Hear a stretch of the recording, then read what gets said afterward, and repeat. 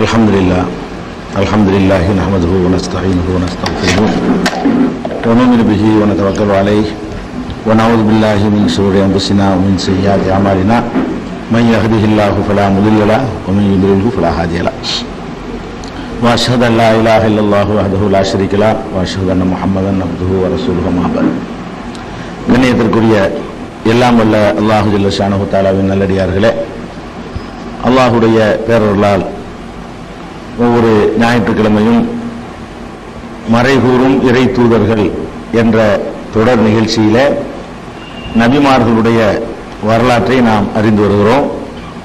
கடந்த சில வாரங்களாக ஈசா நபி அவர்களுடைய வரலாற்றையும், ஈசா நபியை பற்றி நமக்கும் கிறிஸ்தவர்களுக்கு மத்தியிலே உள்ள வேறுபாடுகளை பற்றியும், ஈசா நபி அவர்கள் இறைவனால் உயர்த்தப்பட்டிருக்கிறார்கள், இறுதி காலத்திலே வருவார்கள் என்பதை பற்றியும் கடந்த சில வாரங்களாக நாம் ஆய்வு செய்து வருகிறோம்.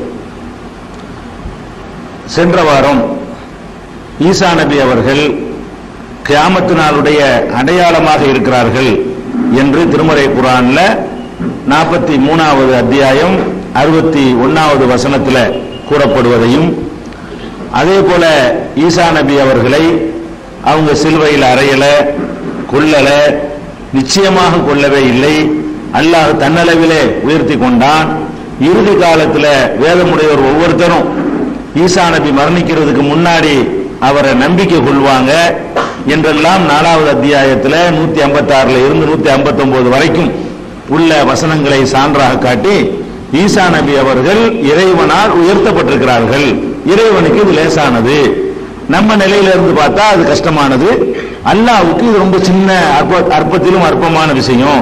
அதனால குர்ஆன்ல இப்படி தெளிவாகவே கியாமத்து நாள் அடையாளம் என்று சொல்லப்பட்டிருக்கிறதுனாலையும், அவருடைய மரணத்திற்கு முன்னால் வேதக்காரர்கள்லாம் அவரை நம்பிக்கை கொள்வார்கள் என்று 459 வசனத்துல சொல்லப்பட்டிருக்கிற காரணத்தினாலையும், அவர் அல்லாஹ் தன்னளவில் உயர்த்தி கொண்டான் என்று அதே தொடர்ச்சியாக திருமறை குர்ஆன்ல சொல்லப்பட்டிருக்கிற காரணத்தினாலையும் ஈசா நபியை நம்ம எப்படி நம்பணும்னு கேட்டா, அவங்க இந்த உலகத்துல ஏகத்துவ பிரச்சாரம் பண்ணினாங்க. அவர்களை எதிரிகள் கொல்ல முயன்ற பொழுது வேற ஒரு ஆள் மாறாட்டமாக அவரை கொண்டு விட்டாங்க. ஈசா நபியை அல்லாஹ் தன்னளவில் உயர்த்தி கொண்டான். இதை நம்ம நம்பணும்.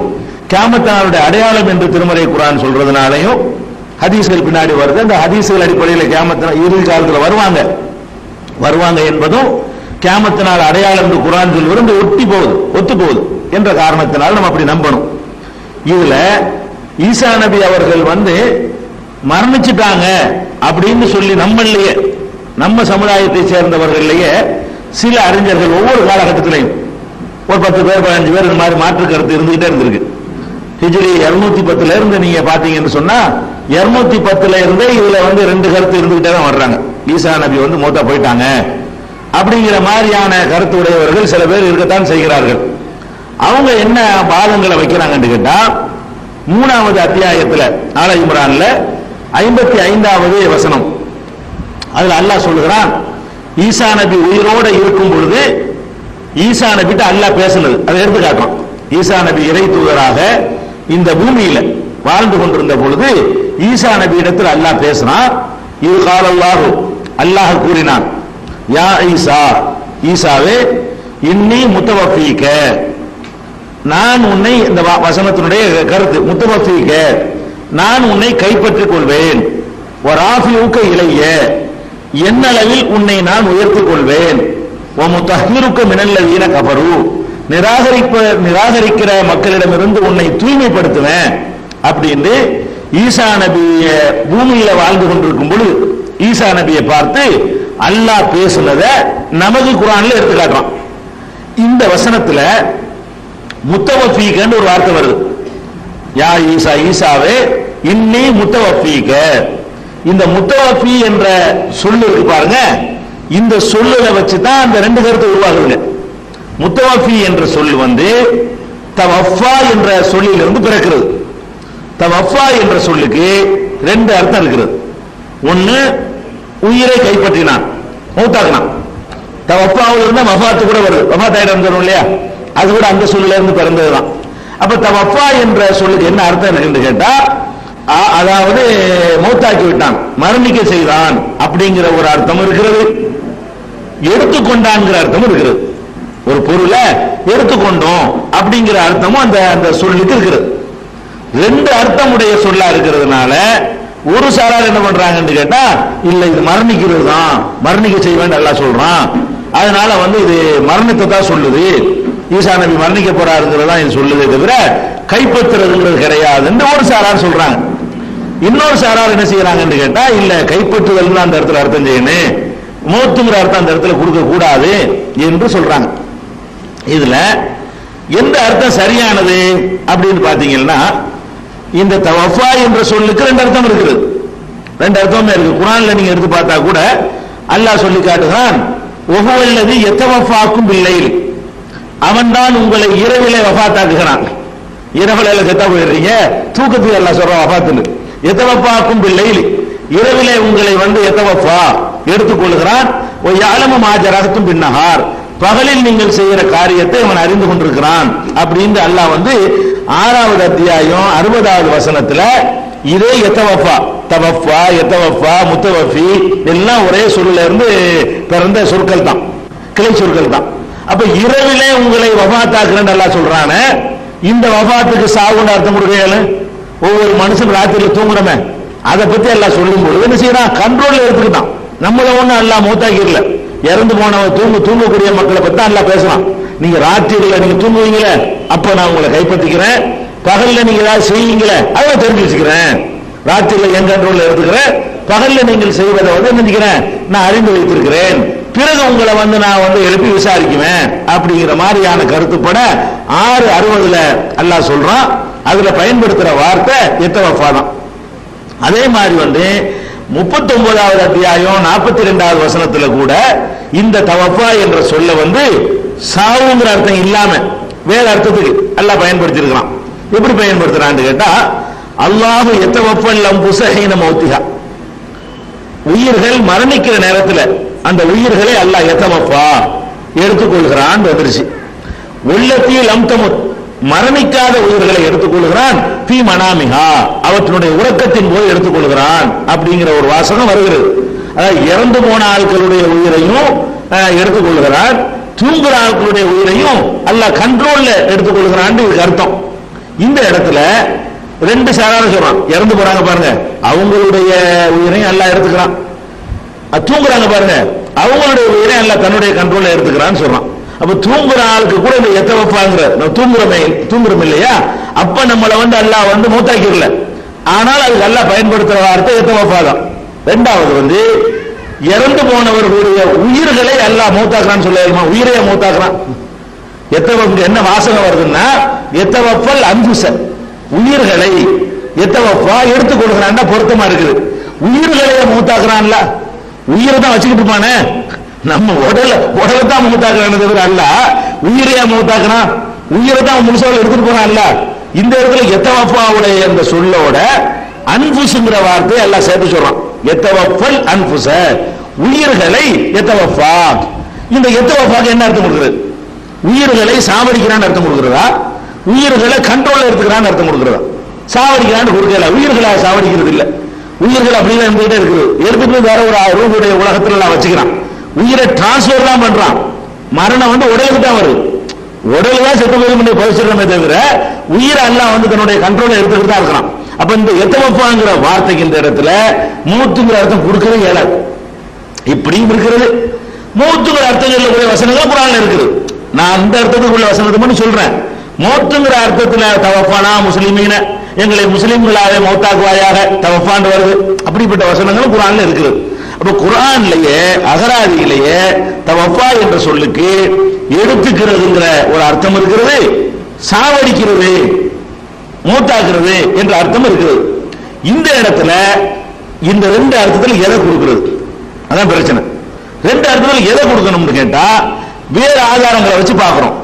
ஈசா நபி அல்லாஹ் ஒசத்திக்கிட்டேன்னு சொல்றான், கொள்ளலன்னு சொல்றான், கியாமத் நாள்ல வருவார்னு வேற சொல்றான், அவர் மௌத்துக்கு முன்னாடி எல்லாரும் நம்பிக்கை கொள்ள போறாங்கன்னு வேற சொல்றான்.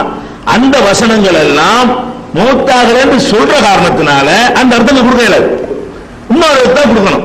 அந்த அர்த்தத்தை நீங்க கொடுத்தீங்கன்னு சொன்னா அப்ப ஈசா நபி வந்து கியாமத் நாள் அடையாளம் சொல்லக்கூடிய வசனத்தை நிராகரிக்க வேண்டி வந்துடும். அப்ப இந்த முத்தவஃபீன் ஈசா நபியை பத்தி வரக்கூடிய அந்த இடத்துல கைப்பற்றுன்னு அர்த்தம் கொடுங்களேன், எந்த இடத்திலும் கிடையாது. இந்த வசனத்தை நம்ம ஏத்துக்கிறோம். கியாமத் நாள் அடையாளம்னு சொல்றானே அதையும் ஏத்துக்கிறோம். அவர்கள் கொல்லவே இல்லைன்னு சொல்றான் அல்லாஹ், அதையும் ஏத்துக்கிறோம். ஈசா நபியை பற்றி எத்தனை வசனத்தில் என்னென்ன சொல்லப்பட்டிருக்கிறதோ அத்தனையும் நம்ம ஏற்றுக்கொள்ளக்கூடியவர்கள் ஆயிருவோம். இதுக்கு மரணிக்க செய்கிறேன் அர்த்தத்தை நீங்க கொடுத்தீங்கன்னு சொன்னா என்ன வரும் கேட்டா, ஈசா நபி உயர்த்தப்பட்டார்கள் வருது பாருங்க, அந்த வசனங்களை எல்லாம் மறக்க வேண்டி வரும். அதே மாதிரி கியாமத் நாள் அடையாளம்னு சொல்லப்படுது பாருங்க, அது கிடக்கணும் இதுக்கு சொல்லணும்னா பாதி மறக்கிற மாதிரி வருது. குர்ஆன்ல வந்து அல்லாஹ் அப்படி ஒண்ணுக்கு ஒண்ணு கான்ட்ரவர்சியா எதுவுமே சொல்லவே மாட்டான். ரெண்டை இணைச்சி பார்த்து தான் என்ன செய்யணும், ஒரு விளக்கத்திற்கு வரணும். அதனால 3வது அத்தியாயம் 55வது வசனத்துல யா ஈசா, ஈசாவே இன்னி முத்தவஃபீக, உன்னை நான் கைப்பற்றுவேன், ஒரு ஆபியுக இலைய, என்னளவில் உயர்த்திக் கொள்வேன், கைப்பற்றி என்னளவில் உயர்த்துவேன் என்பது அந்த வசனத்துக்கு பொருத்தமா இருக்கு. 4, 155, 156, 157, 158, 159 வரிசை அந்த 5 வசனத்துல எல்லாம் சொல்றானே, அதுலயும் அல்லாஹ் என்ன சொல்றான்னு கேட்டா, அவரை கொல்லவில்லை, பல் ரஃபாஹுல்லாஹு இலைஹி, அல்லாஹ் தன்னளவில் அவரை உயர்த்தி கொண்டான் அப்படின்னு 4, 156, 157 அல்லாஹ் சொல்லி கேட்பான்.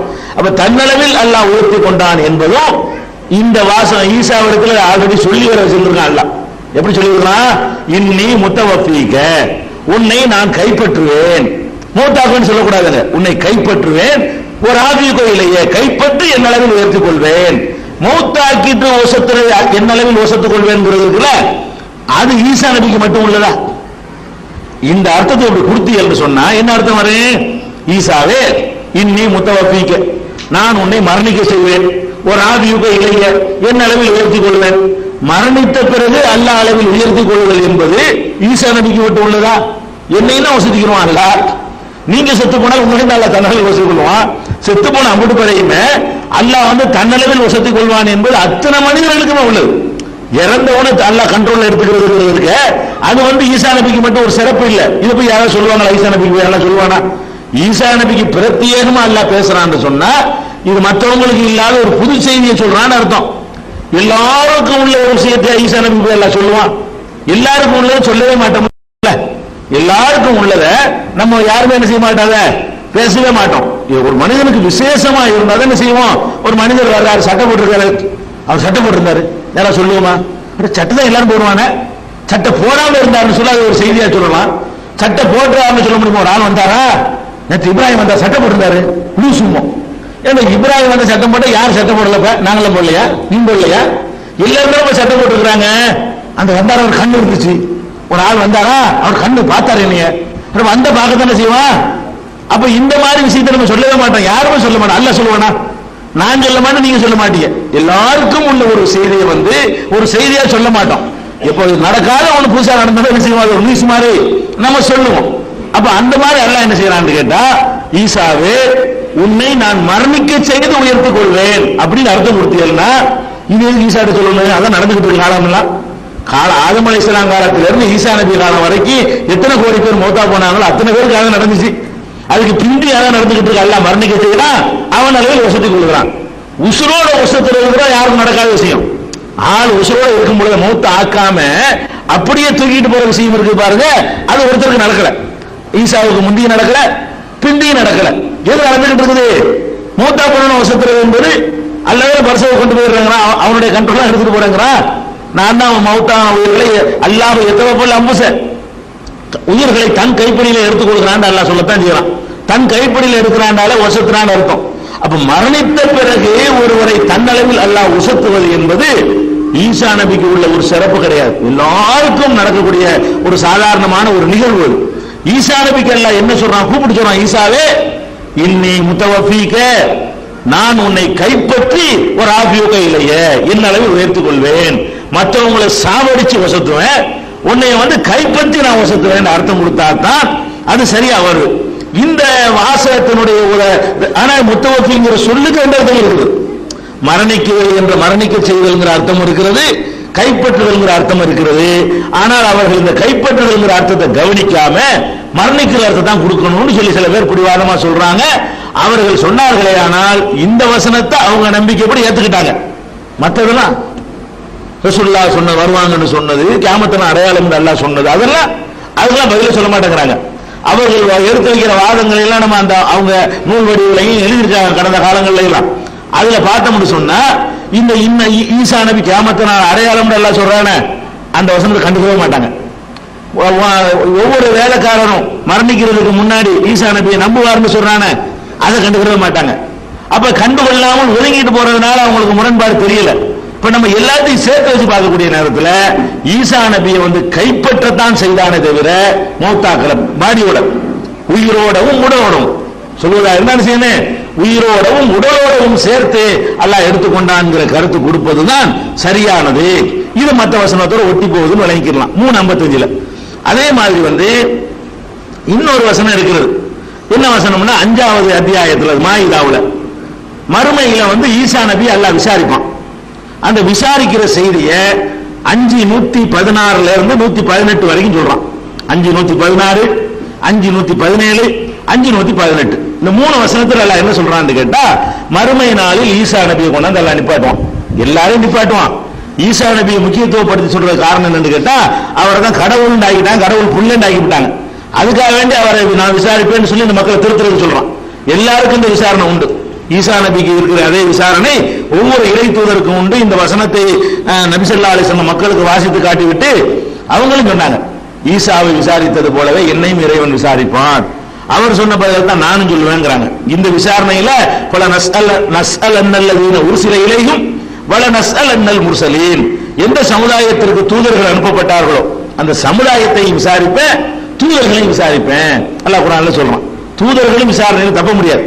அந்த அடிப்படையில் ஈசா நபியை அல்லாஹ் விசாரிக்கிறான். எப்படி விசாரிக்கிறான் பாருங்க, மொத்த உரையாடல பாருங்க 3 வசனத்தை.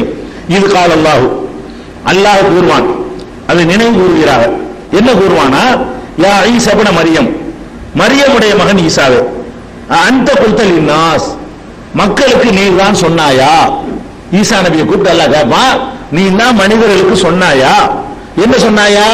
இத்தகைய உண்மை இலாஹைனி மின் தூனில்லாஹ், அல்லாஹ்வை விட்டு விட்டு என்னையும் என்னுடைய தாயாரையும் கடவுளாக்கிக்கிறீங்க என்று நீ தான் சொன்னியா? உன்னைய கடவுளுங்கிறாங்க, உங்க அம்மாவை கடவுளுங்கிறாங்க, என்னையும் எங்க அம்மாவை வணங்கு நீ தான் சொன்னியா அப்படின்னு ஈசா நபி என்ன செய்வான்? அல்லாஹ் கேட்பான். என்ன ஈசா நபியை கடவுளுங்கிறாங்க, அவங்க தாயார் மேரியையும் கடவுளுங்கிறாங்க, மரியம் அலைஹிஸ்ஸலாம் அவர்களையும் கடவுள்னு அவங்க நம்புறாங்க.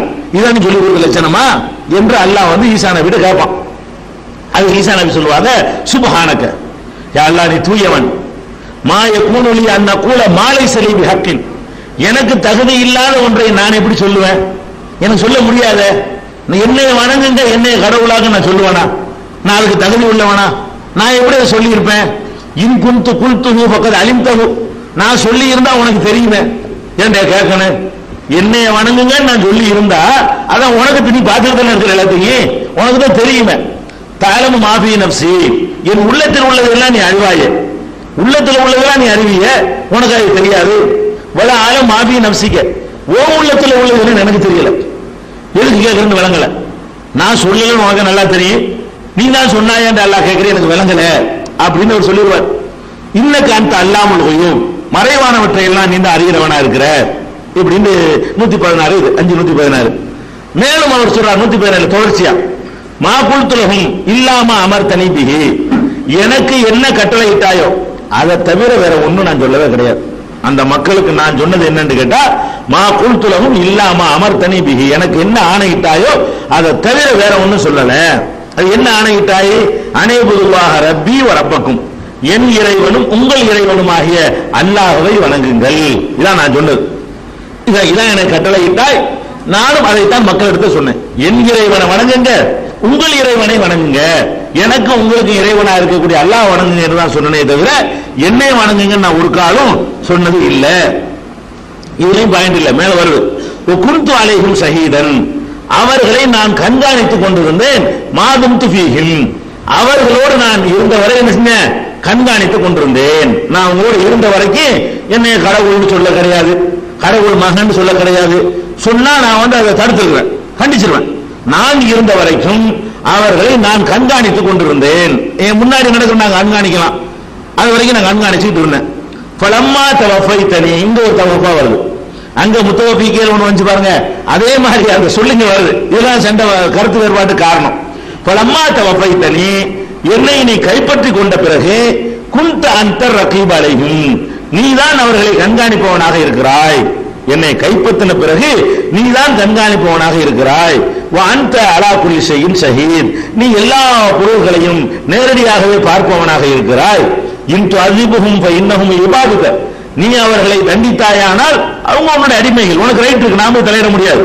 அவர்களை தண்டிப்பதாக இருந்தால் அவர்கள் உனக்கு அடிமைகள்.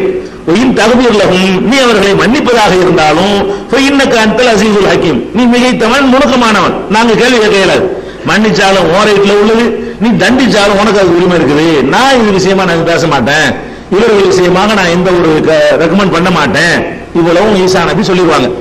இதுல என்ன பிரச்சனை வருதுன்னு கேட்டா, அதாவது ஈசா நபி அல்லாஹ்வுக்கு பதில் சொல்றாங்கல்ல, பதில் சொல்லும் போது ஒரு வார்த்தையை சொல்றாங்க. இதுதான் பாயிண்ட். நான் அவங்களோட இருந்த வரைக்கும் கண்காணிச்சுட்டு இருந்தேன். என்னை மரணிக்க செய்த பொழுது பலம்மா தவஃபைதனி, மரணிக்க செய்த பொழுது நீ தான் கண்காணிச்சுட்டு இருந்த அப்படின்னு அர்த்தம் செய்வதா, என்னை கைப்பற்றிய போது நீ கண்காணித்தாய்னு அர்த்தம் செய்வதா? இந்த பலம்மா தவஃபைதனிங்கிற வார்த்தைக்கு என்ன அர்த்தம் செய்தால் பொருத்தமா இருக்கும் அப்படிங்கிறது ஒரு சர்ச்சை வரும். அதை வச்சுக்கிட்டு ஈசா நபி மௌத்தாயிட்டாங்கன்னு ஒரு என்ன செய்வாங்க, வாதம் பண்ணுவார்கள். எப்படி அந்த கருத்து வருது? ஈசா நபிட்டு அல்லாஹ் கேட்கிறான், என்ன கேட்கிறான், நீ என்ன சொன்னேன்னு கேட்கிறான். அவர் என்ன சொல்றாருன்னு கேட்டா, நான் சொல்லல, நாங்க இருந்த வரைக்கும் அவங்கள கண்காணிச்சுட்டு இருந்தேன். நான் இருந்த வரைக்கும் நான் கரெக்டா கண்காணிச்சுட்டு இருந்தேன். என்னை எப்ப மேல தூக்கிட்டு போயிட்டியோ அதுக்கப்புறம் நான் கண்காணிக்கல அப்படிங்கிற மாதிரி அவர் சொல்றாரு. இப்ப கைப்பற்றிய போதும் அர்த்தம் செஞ்சோம்னு சொன்னா இப்படி வருது. ஆனால் இந்த மரணித்த போது அதுக்கு அர்த்தம் செய்யணும். சில பேர் என்ன செய்யறாங்கன்னு கேட்டா, ஈசா நபி பலம்மா தவஃபைதனி சொல்றாங்களே, இதுக்கு என்ன அர்த்தம் கொடுக்கணும்னு கேட்டா, என்னை மரணிக்கிற வரைக்கும் நான் கண்காணிச்சுட்டு இருந்தேன், என்னைய மரணிக்க செஞ்ச பிறகு நான் பொறுப்பு இல்லை அப்படின்னு சொல்லுவார். நம்ம சொல்றோம். அவங்க என்ன கேள்வி எழுப்புறாங்கன்னு கேட்டா, என்ன யாரு மரணித்து விட்டார்கள் அந்த அர்த்தம் தான் கொடுக்கணும் அப்படின்னு சொல்லக்கூடிய என்ன கேள்வி எழுப்புறாங்கன்னு கேட்டா, ஈசா நபி மரணிக்கவில்லை என்று வைத்துக் கொள்வோம் பேச்சுக்கு. அவங்க சொல்றாங்க, இது அவங்க வாதம். ஈசா நபி மரணிக்கவில்லை, திரும்பி வருவாரு என்று வைத்துக் கொள்வோம். அப்படி வைத்துக் கொண்டோமையானால் மறுமையில் அல்லாஹ் கேட்கிறான். கேட்கும் போது இவங்க நிலைமை எனக்கு தெரியாதுன்னு சொல்லுவாரா? திருப்பி வந்து பார்த்துருவார்ல, கைப்பற்றிட்டு போயாச்சு, போயிட்டு அங்கே இருந்துட்டாருன்னா பிரச்சனை இல்லை. நம்ம நம்பிக்கை பிரகாரம் என்ன செய்வாரு, திரும்பி ஒருக்கா வருவாரு. வரும்போது இந்த உலகத்தில் உள்ளதெல்லாம் பார்ப்பாரு. அவர் கடவுளுடைய மகன் சொன்ன செய்திலாம் அவருக்கு தெரியும். பூமி கண்ட தெரிஞ்சு வரும்ல, அவர் யார் யாரெல்லாம் அவருக்கு சர்ச்சு கட்டினது, கோயில் கட்டினது அதனால பார்க்கத்தானே செய்வாரு. அப்ப அவரை கடவுளாக்குனது, கடவுளுடைய மகன் சொன்னது, அவங்க அம்மா வணங்கின செய்திகள்லாம் அவருக்கு தெரிஞ்சு போயிடும். அப்படி இருக்கிற நேரத்தில் மறுமையில் எல்லாம் கேட்கும் போது அது ஏன் எனக்கு தெரியும் சொல்லுவாரு? அவரும் தெரியுமே, தெரிஞ்சிருக்கல, ரெண்டாவது பார்த்து தெரிஞ்சுக்கிட்டார்ல. அதனால நம்ம என்ன செய்யக்கூடாது, மரணித்த போதுதான் அர்த்தம் செய்யணும். அவர் அப்ப மரணிச்சிட்டார், திரும்பிலாம் வரமாட்டார்.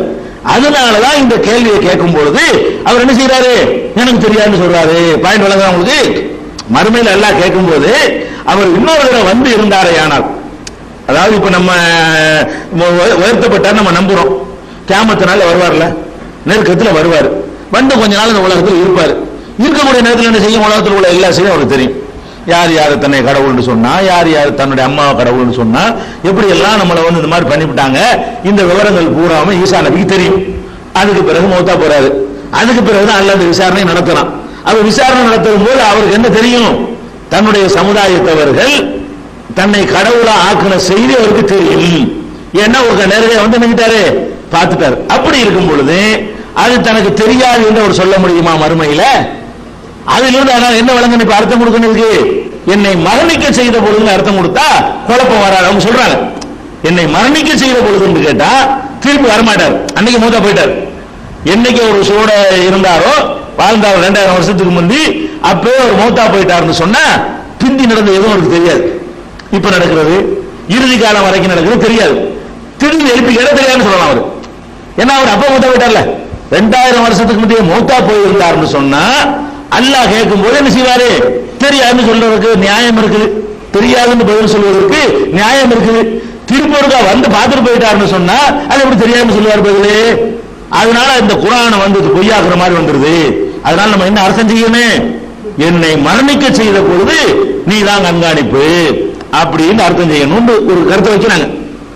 இதுல என்ன பிரச்சனை கேட்டா, இந்த குர்ஆன்ல இல்லாத ஒரு வார்த்தை எடுத்து வச்சுட்டு இருக்காங்க. நான் சொல்லும் போது கரெக்ட் மாதிரி தெரியும். ஆனால் இந்த வாதம் குர்ஆன்ல கிடையாது. எந்த வாதம்? இந்த வசனம் தான் குர்ஆன்ல. எனக்கு தெரியாதுன்னு அவர் சொல்லுவாரு, குர்ஆன்ல இல்லவே இல்லை. அவர் எனக்கு தெரியாதுன்னு சொல்றாரு. கேள்வி உனக்கு தெரியுமா தெரியாதாங்கிறதா? இல்ல, கேள்வி என்னது? நீ ஏன் தடுக்காம இருந்தேங்கிறதா அவருடைய கேள்வி. அவர் கேள்வி என்ன? உன்னுடைய சமுதாயம் வழிகட்டு போனது உனக்கு தெரியுமான்னு அல்லாஹ் கேட்டான். எனக்கு தெரியாதுன்னு அவர் ரிப்ளை கொடுத்தாரு. வசனத்துல அப்படி இல்ல. வசனத்தோட வாட்சி காட்டிவிட்டு இல்லாத ஒண்ணு இருக்கிற மாதிரி விளக்கம் சொல்லுவாங்க. இதுல என்ன பதில் அவர் சொல்றாரு? யா அல்லாஹ் நீ தான் சொன்னியான்னு அல்லாஹ் கேட்கிறான். நான் சொல்லவில்லை. நான் அதை கவனிக்கணும். நான் உயிரோடு இருக்கும்போது அவர்களை கண்காணிச்சேன்னு சொல்ற இடத்துல அல்லாஹ் என்ன வார்த்தையை போட்டிருக்கான் தெரியுமா? ஈசா நபி சொல்வதாக போடுறான், குன்து அலைஹிம் ஷஹீதன், நான் அவர்களை கண்காணிக்கிறேன்னா கரெக்டா போன அவங்களுக்கு ஊக்கப்படுத்துறது, தப்பா போன தடுத்து நிறுத்துறது. நான் கண்காணித்துக் கொண்டிருந்தேன். மாதும் ஃபீஹிம், அவர்களோடு நான் இருக்கும் பொழுதுங்கிறான். அந்த வாசனை எப்படி வருது? நான் உயிரோடு இருக்கும்போது அவர் சொல்லல. அவங்களோட இருந்தா தானே நான் வந்து கண்காணிப்பேன். அவங்களோட இல்லாத விஷயத்தை நான் எப்படி கண்காணிக்க இயலும்? கண்காணிக்கிற ரைட்ல நான் இல்ல. அப்ப கண்காணிக்கிறதுக்கு தான் ஒரு பதில் சொல்றாரு. இப்ப நீ ஏன் உன்னுடைய சமுதாயம் வந்து வணங்கு போய் பார்த்துக்கிட்டு இருந்தேன்னு கேட்டா அவர் என்ன சொல்றாரு? நான் கரெக்டா நான் இருந்தவரையும் கண்காணிச்சுட்டு இருந்தேன். அவங்களோட இல்ல, என்னால கண்காணிக்க இயலாது. அதுக்கப்புறம் நீ தான் கண்காணிப்பான. இதைத்தான் அவர் சொல்லுகிறாரே தவிர இந்த கருத்தை சொல்லக்கூடிய நேரத்தில் அவர் தெரியாதுன்னு அவர் சொல்லல. தன்னுடைய சமுதாயத்தினுடைய நிலைமை எல்லாம் அவருக்கும் தெரியும். இப்ப கூட தெரிகிறது வாய்ப்பு இருக்கு. இறைத்துவர்கள் முறையில கண்காணிக்க முடியுமா? அவரால வந்து அந்த மக்களை திருத்த முடியுமா? தன் சமுதாய வழிகட்டு போனதை வந்து தடை செய்வதற்கான பவர் அவருக்கு இருக்குது. அது இல்லை, தெரிந்து கொள்வதற்கான வாய்ப்புகள் இருக்கிறது. நாளைக்கு ஒரு வந்து கூட இந்த நிலைமையை தெரிஞ்சுக்கிறார். அதனால பலமாத்த வஃபைத்தனிங்கிற இந்த இடத்திலையும் மற்ற வசனங்களுக்கு முரணாக கூடாதுங்கிறதுக்காக வேண்டி எந்த வசனம்? கியாமத்தினால் அடையாளமாக இருக்கிறாருங்கிற வசனத்துக்கும் வேதக்காரர்கள் எல்லாம் ஈசா நபி மூத்தாவதுக்கு முன்னாடி அவரை ஈமான் கொள்வாங்க. அவர் மூத்தாவதர் அல்லாஹ் சொல்றான். அவர் மரணிப்பதற்கு முன்னாடி நம்பிக்கை கொள்வார்கள் என்று அல்லாஹ் சொல்ற காரணத்தினாலையும், அவரை அல்லாஹ் தன்னளவில் உயர்த்தி கொண்டான் என்று சொல்ற காரணத்தினாலையும் அவர் மூத்த ஆகல என்று தெளிவா தெரிகிறதுனால இந்த இடத்திலையும் கைப்பற்றி கொண்ட பொழுது அர்த்தம் செய்யணும். நான் அவர்களோடு இருக்கும்போது கண்காணிச்சுக்கிட்டு இருந்தேன், என்னை கைப்பற்றிக்கிட்டு வந்துட்டேன். நான் அங்க உட்காந்து நீங்க எப்படி கண்காணிப்பேன்? நான் எப்படி உங்களை தடுத்து நிறுத்துவேன்? என்னை கண்ட்ரோல்ல நீ எடுத்துக்கொண்ட பொழுது என்னால கண்காணிக்க முடியல அப்படின்னு தான் சொல்லி இருக்கிறாருன்னு சொன்னா அவங்களுக்கு அதுல பாயிண்ட் இல்ல. இந்த வசனத்தை நம்ம ஏத்துக்கிறோம், அந்த வசனத்தையும் ஏத்துக்கிறோம், ஈசா நபியை பற்றி சொல்லக்கூடிய எல்லா வசனத்தையும் ஏற்றுக்கொள்ளக்கூடியவர்கள் ஆயிரும். இது ஒரு பிரச்சனையாச்சா? இன்னொரு வசனம் இருக்கிறது. ஈசா நபி மரணிக்கவில்லைங்கிறது சொல்லக்கூடிய ஒரு வசனம், மரணத்தை விட்டார்கள் சொல்லக்கூடியவங்க ஆதாரமா வைக்குவாங்க.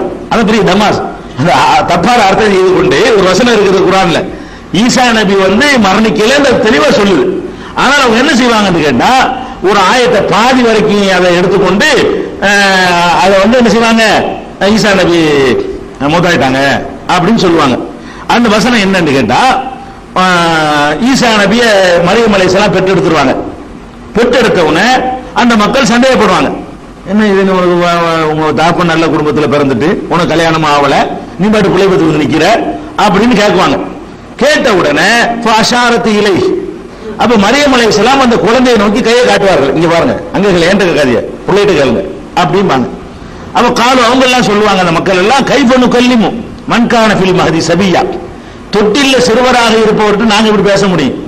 ஓன்ட்ட கேள்வி கேட்டா பிள்ளைகிட்ட கேட்க சொல்ற, தொட்டில் குழந்தைகிட்ட எங்களை பேச சொல்றியா அப்படின்னு அவங்க கேட்பாங்க. அப்ப உடனே என்ன செய்வாங்கன்னு கேட்டா, இது எங்க இருக்கு? 19வது அத்தியாயத்துல 29வது வசனம் இது. அதுல 30வது வசனம் என்ன சொல்லுதுன்னு கேட்டா, கால இன்னி அப்துல்லா, உடனே அவர் சொல்றாரு, யார்? ஈசா நபி, கை குழந்தையா இருக்கிற ஈசா நபி அவர் சொல்றாரு, இன்னி அப்துல்லா, நான் அல்லாஹ்வுடைய அடிமை, ஆத்தானியல் கிதாப், எனக்கு அல்லாஹ் வேதத்தை தந்து விட்டான், வஜாலனி நபியா, என்னை நபியாவும் ஆக்கி விட்டான். ஈசா நபி பேசுறாரு. அது மட்டும் அல்ல, வஜாலனி முபாரக்கன், என்னை பாக்கியமிக்கவனாக அல்லாஹ் ஆக்கிவிட்டான். ஐனமா குந்து, நான் எங்கே இருந்தாலும் என்னை பாக்கியமிக்கவனாக அல்லாஹ் ஆக்கிவிட்டான். வௌசானி பிஸலாத்தி வஸகா, தொழுமாறும் ஜகாத்து கொடுக்குமாறும் எனக்கு வந்து அல்லாஹ் கட்டளையிட்டு இருக்கிறான். மாதும் ஹய்யா, நான் உயிரோடு இருக்கும் காலம் எல்லாம். இப்படிங்கிறது 19:31. இது எடுத்துக்குவாங்க. ஈசா நபி என்ன சொல்றாங்க பாத்தீங்களா? கேட்பாங்க உங்கள்ட்ட. ஈசா நபி என்ன சொல்றாங்க? அவுசானி பிஸ்ஸலாத்தி வ ஸகாத்தி, அல்லாஹ் தொழுமாறு எனக்கு கட்டளையிட்டு இருக்கிறான், ஜக்காத்து கொடுக்குமாறு கட்டளையிட்டு இருக்கிறான். எது வரைக்கும் நான் செய்யணும்? மாதும் ஹய்யா, நான் உயிரோடு இருக்கிற வரைக்கும் நான் தொழவும் செய்யணும், ஜக்காத்து கொடுக்கணும். இப்படி அல்லாஹ் எனக்கு போட்ட உத்தரவுன்னு ஈசா நபி சொல்றார். இது பாதிதானம். ஆனா இதுல நம்ம எடுத்து வைக்கிற வாதம் என்ன தெரியுமா? இப்ப உயிரோடு அங்க இருக்கிறான்னு வச்சுக்கிடுவோம், தொழுகிறார் என்ன சொல்லிக்கிறீங்க? அங்க தொழலாம், தொழுவர் எங்கேயும் தொழலாம், அங்கேயும் தொழலாம். ஜக்காத்து எப்படி கொடுக்குறாரு? மறுபடியும் அங்க வானுலகத்தில் இருக்கிறார்னு சொன்னா அங்க தொழுகிறாருங்கிற ஏற்றுக்கலாம். ஜக்காத்துங்கிறது வாங்குறது கூட வேணுமே, மனுஷன் இருக்கிறதுலாம் கொடுக்க வேணும். முதல்ல காசு வேணும், சம்பாதிக்கணும். அப்ப ஜக்காத்து கொடுக்குமாறு அவருக்கு எல்லாம் கட்டளையிட்டு இருக்கிறான். அவர் உண்மையிலே உயிரோட போய் இருந்தார்னு சொன்னா அவர் என்ன செய்யணும்? ஜக்காத்து கொடுக்கணும். எங்க கொடுக்கணும்? அங்க அங்க உட்காந்து ஜக்காத்து கொடுத்துட்டு இருக்காரு. அவர் யாருக்கு கொடுக்குறாரு? மனசுக்கு கொடுக்குறாரா? யாருக்கு அங்க ஜக்காத்து கொடுக்கல? அப்ப உயிரோடு இருக்கும் பொழுதெல்லாம் அவர் ஜக்காத்து கொடுக்க கடமைப்பட்டிருக்காருங்கும் பொழுது அப்ப உயிரோடு இல்லைன்னு முடிவு. உயிரோடு இருக்கிற வரைக்கும் ஜக்காத்து கொடுப்பாருன்னு சொன்னா இந்த பூமியில வாழ்ந்தார்ல, அப்ப கரெக்டா செஞ்சிட்டாரு, மூட்டை போயிட்டார். இப்ப ஜக்காத்து இல்ல. இப்ப ஒரு ஜக்காத்து வானுலகத்தில் போய் இருக்காரு நீங்க சொன்னீர்களே, ஆனால் எப்படி ஜக்காத்து கொடுப்பாரு? இதை உங்கள்ட்ட கேட்பாங்க. கரெக்ட் தான். இந்த இது வரைக்கும் வச்சு பாத்தீங்கன்னு சொன்னா இது கரெக்ட் தான். ஆனா இதே மாதிரியான குர்ஆனை அணுகிறதுல ஒரு பெரிய ராங் பண்றாங்க. குர்ஆன்ல எந்த ஒரு வாசகத்தை இப்ப லா இலாஹன்னு இருக்குது. லா இலாஹன்னா என்ன அர்த்தம்? கடவுள் இல்லைன்னு அர்த்தம். இது மட்டும் சொன்னா லா இலாஹன்னு இஸ்லாத்துல இருக்குது, கடவுள் இல்லைன்னு சொல்ல முடியுமா? அல்லாஹ் தவிர ஒன்று இருக்குல்ல, பின்னாடி இல்லல்லான்னு ஒன்று இருக்குல்ல. லா இலாஹன்னா கடவுள் இல்லைன்னு அர்த்தம். இல்லல்லான்னு சொன்னா அல்லாஹ் தவிரன்னு அர்த்தம். அல்லாஹ் தவிர கடவுள் இல்லைன்னா அல்லாஹ் இருக்கிறான்னு அர்த்தம் வருது. ஆனால் ஒருத்தன் பாதி கட்டிக்கிட்டு என்ன செய்யறான்? லா இலாஹ, கடவுள் இல்ல, இஸ்லாத்துல இருக்குது, அதுதான் பெரியார் சொன்னாருன்றான் வைங்களேன். இப்ப என்ன அர்த்தம்? அது இருத்தன செய்யுது, லா இலாஹ்ங்கிற வார்த்தை இருக்கத்தானே செய்யுது. லா இலாஹ மட்டும் இல்ல, அதுக்கு எக்ஸெப்ஷன் பின்னாடி வருது, அதையும் சேர்த்து பேசணும். லா இலாஹ மட்டும் பேசக்கூடாது, இல்லல்லாவையும் சேர்த்து பேசணும். அதே மாதிரி குர்ஆன்ல வசனம் இருக்கு, லா தக்ரபு ஸலாத்த, தொழுகைக்கு நெருங்காதீங்க. இதுக்கு அர்த்தம் லா தக்ரபு ஸலாத்துன்னா என்ன அர்த்தம்?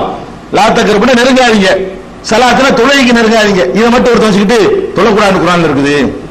தொழுகைக்கு தொழக்கூடாதுன்னு இல்ல, தொழுகைக்கு நெருங்க கூடாது இருக்குது. கிட்ட கூட போக கூடாது, பள்ளிவாச பக்கம் தலை வைக்க கூடாது அர்த்தம் இருக்கு. லா தக்ரபு ஸலாத்து. அப்புறம் என்ன இருக்குது? அன்தும் சுகாரா, போதையா இருக்கும்போது.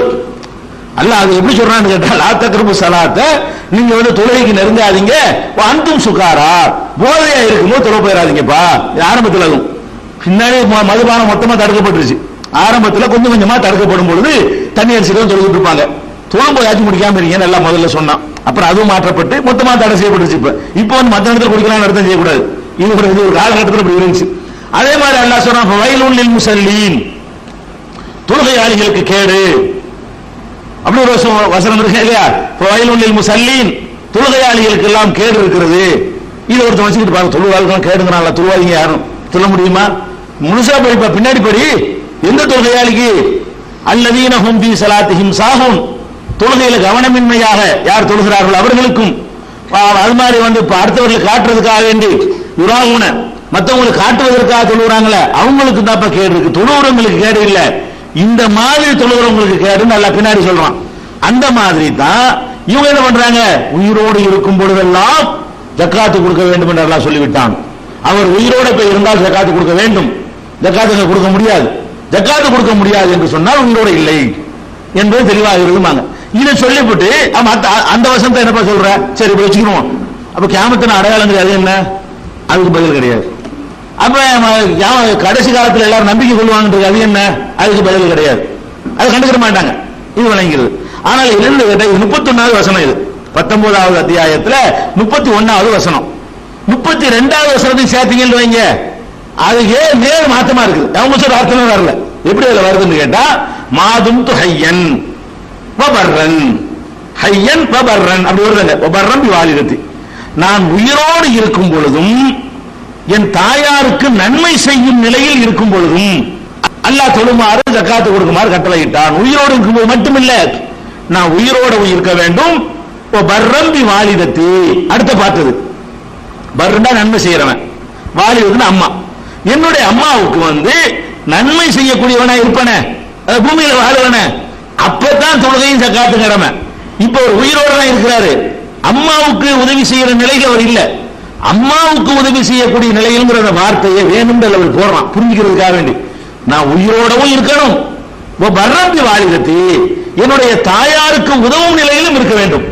என் தாயாருக்கு உதவும் நிலையில் இருந்தேனையானால், உயிரோடும் இருந்தேனையானால், அப்ப எனக்கு ஜக்காத்து கடமை. இப்ப ஈசா நபியை பொறுத்த வரைக்கும் ரெண்டு சரத்துல ஒரு சரத்து தான் இப்ப இருக்குது, அவருக்கு உயிரோட தான் இருக்கிறார். இன்னொரு சரத்து என்ன, அவருக்கு ஜக்காத்து கடமை ஆகிறாத ரெண்டு சரத்துங்க. அப்ப ரெண்டு சரத்துல ஒரு சரத்து தான் இருக்குது. உதாரணமா தொழணும், ஒழு செய்யறது தொழுகைக்கு சரத்து, ஒழு செஞ்சுதான் ஒரு சரத்து. அதே மாதிரி மறைக்க வேண்டிய பகுதியில உறுப்புகளை மறைக்கிறது சரத்து. ரெண்டு சரத்து இருக்கணும், நிறைய இருக்கு. உதாரணத்துக்காக சொல்றேன், நிர்வாணமா இருந்தாலும் தொழுக கூடாது, ஒழு இல்லாம இருந்தாலும் தொழுக கூடாது. ஒரு ஆள் வர்றாரு, இந்த ஒழு செய்ய சொல்றாங்க, ஒழு செஞ்சுட்டு தொழுகிறாரு, நிர்வாணமா தொழுகிறாரு, சேர்த்துக்கிற முடியுமா? அது ஒழு செஞ்சிருக்கிற ஒரு சரத்து இருக்குது, இன்னொரு சரத்து எங்க, ட்ரெஸ் எங்கப்பா கேட்பா, இல்ல ட்ரெஸ் போட்டுக்கிட்டாரு, எல்லாம் மறைக்க சொல்லுறாரு, நான் கரெக்டா மறைச்சிருக்கிறேன், நான் இப்ப தொழுவ போறேன், ஒழு செய்யாம தொழுகிறாரு. என்னப்பா கேட்டா ட்ரெஸ் போட்டிருக்கேன், ட்ரெஸ் போட்டிருக்கப்பா என்ன கேட்பா இல்லையா? அப்ப ரெண்டு விஷயத்தை அல்லாஹ் சொன்னான்னு சொன்னா, அந்த ரெண்டு கண்டிஷன் இருந்தா தான் அது அந்த கடமை ஆகும் அப்படிங்கிறது அர்த்தம். இவர் அல்லாஹ் என்ன சொல்றான் 31வது வசனத்துல, மாதும் ஹய்யன், நான் உயிரோடு இருக்கும் பொழுதும், இன்னும் வாலிதத்தி, என் தாயாருக்கு நன்மை செய்கிறவனாக இருக்கும் பொழுதும் எனக்கு தொழுகையும் ஜக்காத்தும் கடமை. இப்ப தொழுகையும் அவருக்கு அங்க கடமை கிடையாது, இங்கதான் அதெல்லாம் கடமை. எப்ப அல்ல அங்க தூக்கிட்டு போயிட்டானோ அங்க என்ன டயத்தை கணக்கு பண்ணுவாங்க, யார் பார்க்க எப்படி வக்த கணக்கு பண்றது, இங்கதான் சூரியன் வச்சு எல்லாம் கணக்கு பண்ணனு, அது உலகமே வேற. அங்க போயிட்டா ஒண்ணுமே கடமை கிடையாது அவருக்கு. அப்ப தொழுகையா இருக்கட்டும் ஜக்காத்தா இருக்கட்டும் ஒண்ணுமே அவருக்கு செய்ய கிடையாது. ஏன் செய்ய கிடையாதுன்னா கடமை இல்லை. ஏன் கடமை இல்லைன்னா ரெண்டு சரத்தோட எல்லாம் கடமையாக்குறான். என்ன சரத்து, இந்த கடமை எப்போ உனக்கு கடமைன்னு சொன்னா, நீ உயிரோட இருக்கணும், நீ ஜக்காத்து கொடுக்கிறவனா இருக்குது, தாயாருக்கு உதவுபவனாக இருக்கணும், தாயாருக்கு உதவுபவனாக இருக்கணும் என்பது 32வது வசனம். 19ல 31 வரைக்கும் வாசிக்கிறவங்க 32ஐயும் சேர்த்து வாசிச்சார்களே, ஆனால் அவங்களுக்கு எதிராக இது என்ற வாசத்தை யூஸ் பண்றான். நான் உயிரோட இருக்கும் பொழுதும் தாயாருக்கு நன்மை செய்யவனாக இருக்கும் பொழுதும் வருத, என்னத்துக்கு எல்லாம் போடுறான்? ஈசா நபிக்கு ரெண்டு கட்டம் இருக்கிறது. ஒன்னு தாயாருக்கு நன்மை செய்யக்கூடிய மாதிரியான ஒரு கட்டம் இந்த பூமியில, உயிரோட இருப்பார், தாயாருக்கு நன்மை செய்ய முடியாது, அப்படியான ஒரு கட்டம். ரெண்டு கட்டத்தை என்ன செய்யறார் அவரு, அடைகிறார் என்பதை நம்ம பார்க்கிறோம். அப்ப இந்த ஒரு அடிப்படையில இந்த வசனம், எந்த வசனத்தை ஈசா நபி மௌத்தாயிட்டாங்க என்பதற்கு ஆதாரமா காட்டுறாங்களோ பாதி வச்சுக்கிட்டு, அதை முழுசா போனீங்க என்று சொன்னா அவர் இறைவனால் உயர்த்தப்பட்டிருக்கிறார் என்பதற்கு தான் சான்றாக அமைந்திருக்கிறது நீங்கள் பார்க்கிறீங்க. இது போக இதெல்லாம் ஈசா நபி உயிரோடு இருக்கிறார்கள் என்பதை உறுதியாக சொல்லக்கூடிய, இறுதி காலத்தில் இறங்குவார்கள் என்று உறுதியாக சொல்லக்கூடிய குர்ஆனுடைய வசனங்கள். இது ஹதீஸ்களை குர்ஆன்ல உறுதியா இருக்கிறதுனால ஹதீஸ்ல உள்ள எக்ஸ்ட்ரா விளக்கத்தை கூட நம்ம ஏத்துக்கலாம். ரசூல் ஸல்லல்லாஹு அலைஹி வஸல்லம் சொல்றாங்க, ஈசா மரியமுடைய மகன் ஈசா நீதி செலுத்துபவராக உங்களிடத்தில் இறங்கி வருவார்னு சொல்றாங்க.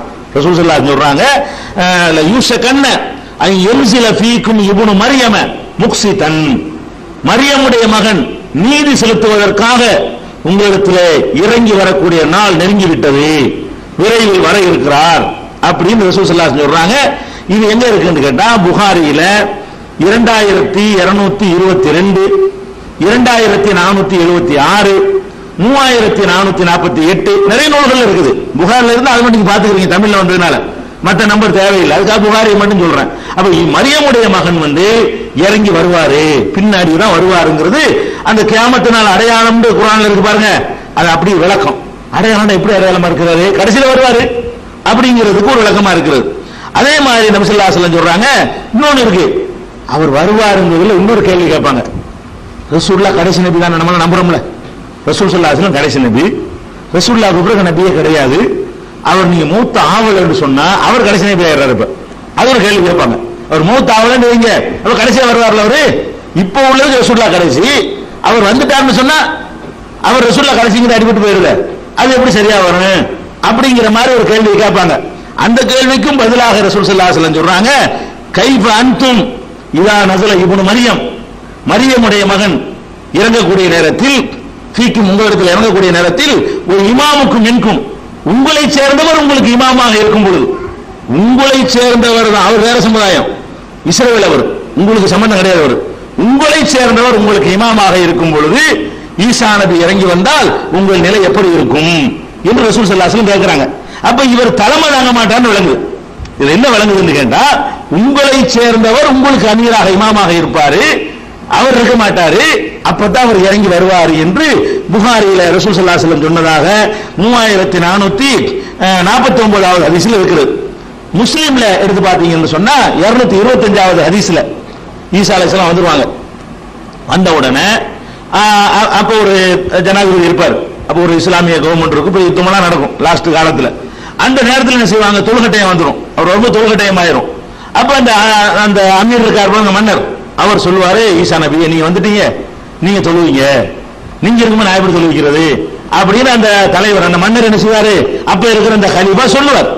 அப்ப ஈசா நபி சொல்லுவாங்க, அது முடியாது, நீங்க தான் உங்கள ஒருத்தருக்கு ஒருத்தர் தான் தலைவராக இருக்க முடியுமே தவிர உங்களை சேராத நான் எப்படி உங்களுக்கு நான் தலைமை தாங்க முடியும், நான் இறை தூதராக உங்களுக்கு நான் வரலையே, அந்த கருத்து கூட சொல்றாரு, உங்களுக்கு நான் தலைமை தாங்க வரவில்லை அப்படின்னு சொல்லிவிட்டு தொழுகைக்கு மறுத்து விடுவார். தொழுகைக்கிற நபி இருக்கும்போது நபி இல்லாத தொழுகை கூடாது இல்லைங்க. ஒரு இறை தூதர் ஒருத்தர் இருக்கக்கூடிய நேரத்தில் மற்றவங்கள யாரும் வேண்டாம் தொழுகிக்கலாம், இறை தூதர் இருந்தார்களே ஆனால் அபூபக்கர் தொழுகைக்கும் போது என்ன செய்யறாங்க, ரசூலுல்லாஹ் கண்டோட பின்வாங்கி வர்றாங்க, தொழுகை விட்டுட்டு ரசூல் ஸல்லல்லாஹு அலைஹி வஸல்லம் சைகை பண்ணி எனக்கு முடியாதுப்பான்னு சொன்னா மறுபடியும் நின்றாங்க. ரசூல் ஸல்லல்லாஹு அலைஹி வஸல்லம் இருக்கும் பொழுது இறை தூதர் இருக்கும் பொழுதும் இறை தூதர் இன்னொரு ஆளை பின்பற்றி ஃபாலோ பண்ணி தொழுவது என்பது முடியாத கட்டத்தில் அவர் செஞ்சுக்கலாமே தவிர மற்றபடி என்ன இல்லை, அப்படி செய்ய முடியாது. ஒரு கட்டத்தில் ரசூலுல்லாஹ் உட்கார்ந்து தொழுகிறாங்க, அபூபக்கர் ஃபாலோ பண்ணி இமாமத் பண்றாரு, நின்றுகிட்டு பண்றாரு, அவரை மக்கள் எல்லாம் ஃபாலோ பண்ணி தொழுகிறாங்க. ரெண்டு இமாம், ரசூலுல்லாஹ் அபூபக்கருக்கு இமாமு, அபூபக்கர் மற்றவர்களுக்கு இமாம். உட்கார்ந்து தொழுவும் போது கூட நான் உட்கார்ந்து வேணாலும் தொழுவேன், எனக்கு பின் நீங்க தொழுவணும் அப்படிங்கிற மாதிரி எல்லாம் காட்டி தந்திருக்கிறாங்க ரசூல் ஸல்லல்லாஹு அலைஹி வஸல்லம். அதனால நபி வந்துட்டார்னா அவர்களை தொழுவிக்கணும், நம்ம எப்படி தொழுவிக்கிறது என்று அப்போது இருக்கிற தலைவர் சொல்லும் பொழுது ஈசா நபி மறுத்துட்டு என்ன செய்வாங்கன்னு கேட்டா, இன்ன பாலக்கும் லிபாலின் உமரா, உங்களில் ஒருத்தர் தான் இன்னொருத்தருக்கு தலைவரா இருக்க முடியும், நான் உங்கள உள்ள ஆளா, இந்த உம்மத்துக்கு நான் வந்திருக்கிறேன் அப்படின்னு சொல்லிட்டு தக்ரிமத்துல்லாஹி ஹாதிஹில் உம்மா, இந்த உம்மத்துக்கு அல்லாஹ் கொடுத்த கண்ணியம் இது, இந்த சமுதாயத்திற்கு அல்லாஹ் கொடுத்த கண்ணியம், உங்களுக்கு வேற யாரும் ரசூலுல்லாஹ்வை தவிர உங்களை யாரையும் தலைமை விடமாட்டான், இந்த தலைமைத்துவத்தை அல்லாஹ் வேற யாருக்கும் கொடுக்க கூடாதுன்னு நினைக்கிறான்.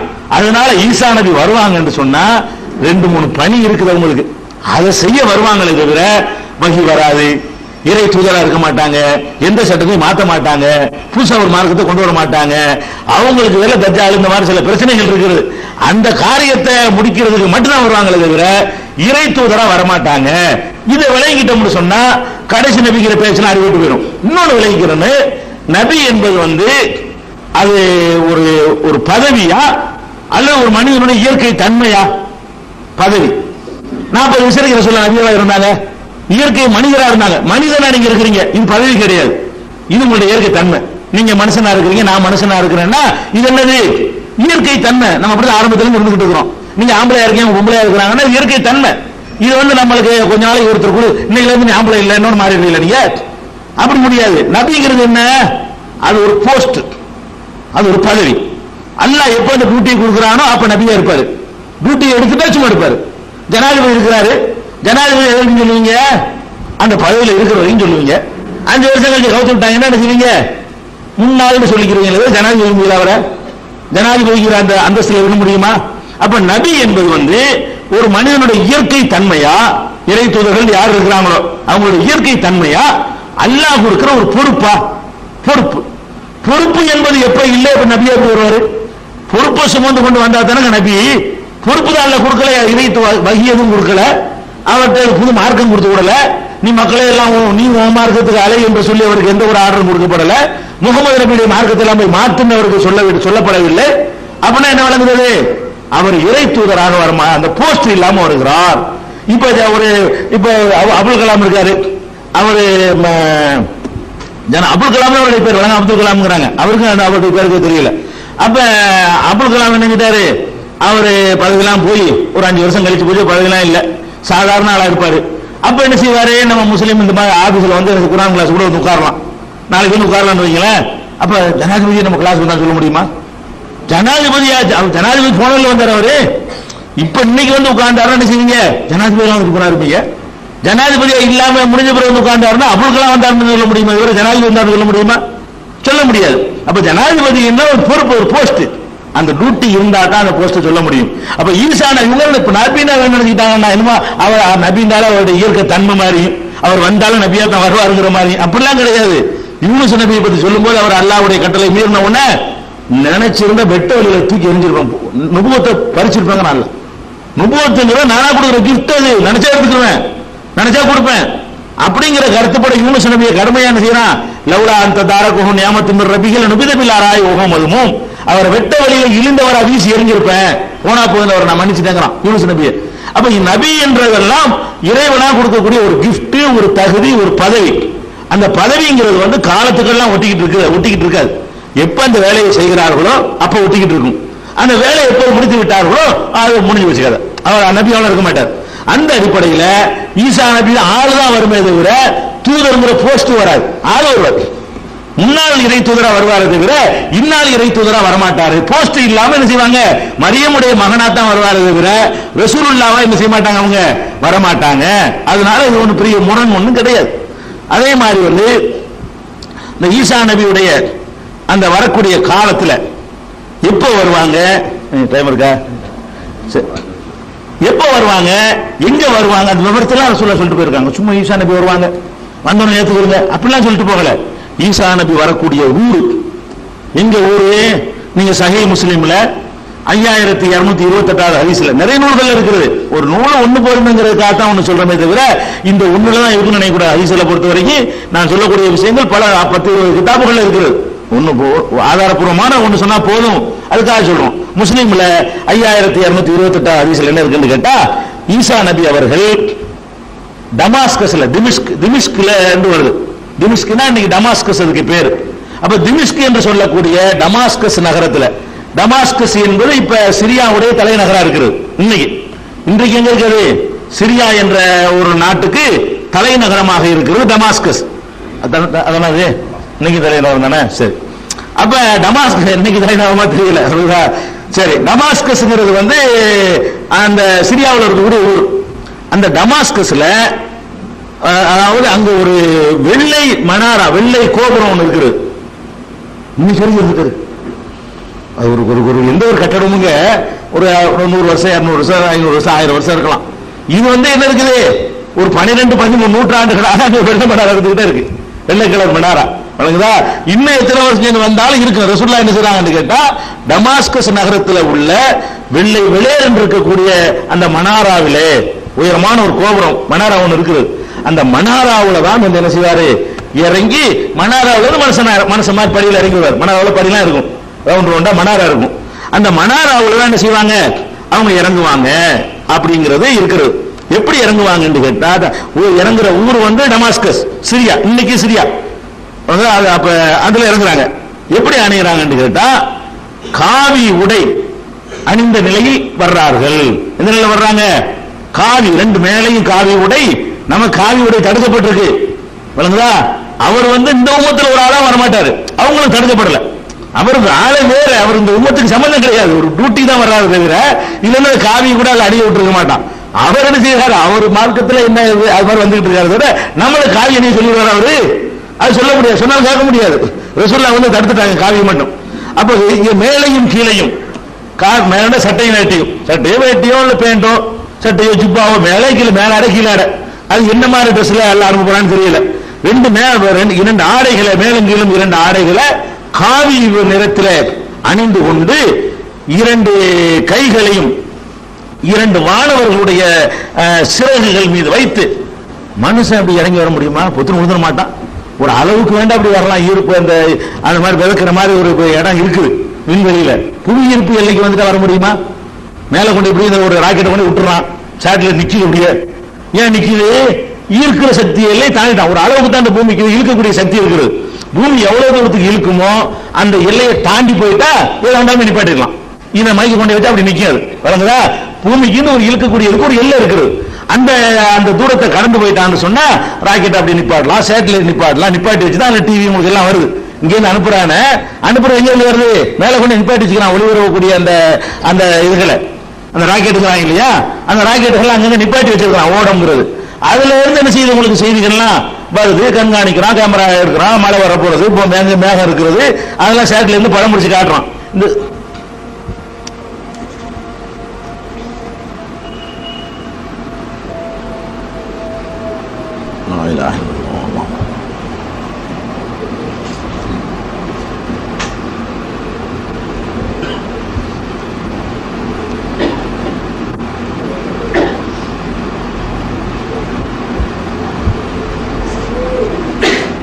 அப்ப ஈசா நபி அவர்கள் வரும் பொழுது 2 வானவர்களோட வருவாங்க. 2 வானவர்களே புவியெல்லாம் இருக்காது. அவங்களுக்கு சிறகு இருக்கு, விமானமாக ரெக்கை இருக்குன்னு வருது இல்லையா, அவங்களுக்கு இருக்காது, தனிப்படைப்பு. அவங்களுடைய சிறகுகள் மீது அப்படி கையை வைத்துக் கொண்டவராக அப்படியே இருவாரு. மெதுவா இறங்கி வந்து வெள்ளை மனாராவுல, டமாஸ்கஸ்ல உள்ள வெள்ளை மனாராவுல இறங்குவாரு. அவர் தலையை சாட்சி ஆட்டினார்னு சொன்னா வேர்வை சொட்டு முத்துக்கள் மாதிரி வேர்வை சிந்தும். அந்த மாதிரியான வேர்வை அவங்க வேர்க்குவாங்க. உண்மையில அந்த பிரயாணம் அப்படி வேகமா இறங்குற நேரத்தில் என்னதான் மலக்கு பிடிச்சிட்டு வந்தாலும் அந்த இதயத்தில் ஒரு படபடப்புலாம் வரும்ல, அவங்களுக்கு காத்தடிச்சாலும் அதெல்லாம் நிக்காது, வேர்த்து கொட்டுமா. அப்படி வரக்கூடிய நேரத்தில் அப்படி தலையை சிலிப்பினாரையானார். சிலிப்புனோன்னு என்ன செய்யும், முத்துக்கள் போல வேர்வை சிந்தும். அந்த மாதிரியான ஒரு நிலையில ஈசா நபி அவர்கள் வந்து இறங்குவார்கள். முத்துக்களை போல சிந்தும்னு ரசூல் ஸல்லல்லாஹு அலைஹி வஸல்லம் சொல்றாங்க. இத முஸ்லிம்ல 5228 ஹதீஸ்ல பார்க்கிறோம். அப்ப எந்த ஊர்ல வருவார்கள் என்பது தெரிஞ்சிருச்சு. அது எந்த காலம் வந்து என்ன செய்வாங்க, அதுக்கு பிறகு என்ன நடக்கும், அது உலகம் எப்படி கடைசி அழிக்கப்படும் என்ற விவரங்களை எல்லாம் இதன் தொடர்ச்சியாக இன்ஷா அல்லாஹ். அஸ்ஸலாமு அலைக்கும் வரஹ்மத்துல்லாஹி வபரகாத்துஹு. அன்புள்ள சகோதரர்களே, நிகழ்ச்சிக்கு போறதுக்கு முன்னாடி 2 முக்கியமான அறிவிப்புகள். இந்த ஏகத்துவ கொள்கையை தமிழகம் முழுவதும் எடுத்து சொல்வதற்காக அனைத்து தௌஹீத் ஜமாத் கூட்டமைப்பு என்ற பெயரில் ஒரு அமைப்பு உருவாக்கப்பட்டு அது இயங்கி வருவதை நீங்கள் எல்லாம் அறிவீர்கள். இந்த அமைப்பு தமிழ்நாடு முழுவதும் மக்களை சந்தித்து பொதுக்கூட்டங்கள், பிரசுரங்கள் வாயிலாக பிரச்சாரங்கள் நடத்துவது. இந்த மாதிரி சென்னையில் உள்ள பிரச்சாரத்தை சென்னையோடு நிறுத்திடக்கூடாது. தமிழ்நாட்டில் உள்ள பட்டி தொட்டிகள்லாம் தௌஹீத் பிரச்சாரத்தை கொண்டு போகணும். மக்கள் நரகத்திற்கு உரியவர்கள் ஆகிடக்கூடாது. அவர்கள் எப்படியாவது நிரந்தர நரகத்திற்கு போகக்கூடிய சிறுக்கில் இருந்து விடுபட வைக்கணுங்கிறதுக்காக வேண்டிதான் அந்த அமைப்பு செயல்பட்டு வருகிறது. அந்த அமைப்பிலிருந்து வெளிநாட்டு அரசிடமோ வெளிநாட்டில் உதவி செய்யக்கூடிய வெளிநாட்டை சேர்ந்த இயக்கங்களிடமோ எந்த ஒரு பைசாவும் நன்கொடையாக பெறுவது இல்லை என்ற முடிவோடு செயல்படுகிற ஒரு இயக்கம். அனைத்து தௌஹீத் ஜமாத் கூட்டமைப்புக்கு வந்து ஒரு வெளிநாட்டை சேர்ந்த ஒரு அரசாங்கம் வந்து சவுதி அரசாங்கமே ஒரு 10 கோடி ரூபா கொடுத்தாலும் வாங்க மாட்டோம். அந்த மாதிரியான ஒரு பைலாவிலே அதை உருவாக்கி கொண்டு தான் அந்த அமைப்பு செயல்பட்டு வருகிறது. அதனுடைய பொருளாதாரத்தை பொறுத்த வரைக்கும் நீங்கள் கொடுக்குற உதவிகளை கொண்டு தான் அது நடக்கும். இது வரைக்கும் இந்த நிகழ்ச்சியில் உங்களுக்கு அறிவித்தது இல்லை. அப்போ அனைத்து தௌஹீத் ஜமாத் கூட்டமைப்பிற்காக வேண்டி நீங்கள் உங்களுடைய நன்கொடைகளை அல்லது மாதாந்திர சந்தாக்களை கொடுத்தீர்களேயானால் அவர்களுடைய பணி இன்னும் கொஞ்சம் விரிவாக நடக்கும். நிறைய மக்களுக்கு ஏகத்துவத்தை சொல்லுவாங்க. அதனுடைய கணக்குகள்லாம் முறையாக பராமரிக்கப்பட்டு வருகிறது. எப்போ வேண்டாலும் பொருளாளர் அன்வர் பாஷா அவர்களிடத்தில் நீங்கள் கணக்கு கேட்கலாம். எல்லாமே கம்ப்யூட்டர் பண்ணி கணக்கு பார்க்குற அளவில் சிஸ்டமேட்டிக்காக நடத்தி கொண்டிருக்கிற ஒரு அமைப்பு அது. அதனால அதுக்கு தாராளமாக நிதி உதவி செய்யணும், நன்கொடைகள் கொடுக்கணும். அது வந்து உங்களுக்கு கொடுக்க விரும்பக்கூடியவர்கள்